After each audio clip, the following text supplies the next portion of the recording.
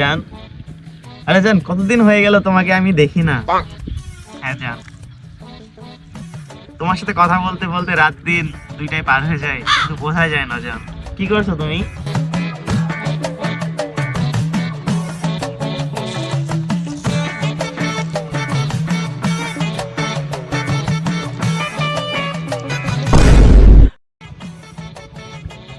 কিরে কি করছিস?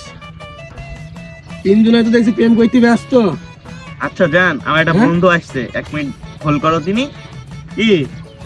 আরে হ্যাঁ, প্রেম তো করতে ব্যস্ত হবই, অনেক কষ্টে মেয়ে পড়েছি। এর প্রেম হয়েছে ফেসবুক থেকে, আমার প্রেম হয়েছে টিকটক থেকে, আর এর প্রেম হয়েছে ইনস্টাগ্রাম থেকে। তুই তো হতভাগা, তুই কি করবি? বাড়ি যা, বাড়ি কি ঘুমাকা।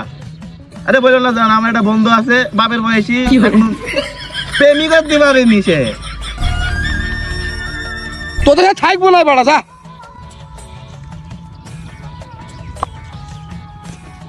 আরে বলো না জান, বাপের বয়সে একটা ছেলে বিয়ে করতে পারেনি।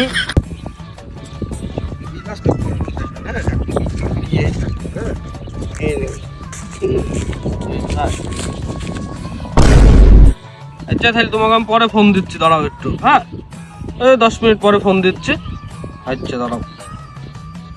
কি হয়েছে ভাই? এরম মন টন খারাপ, এরম সিল্লি হয়ে আছেন, এরম দাবাছেন কেন ভাই?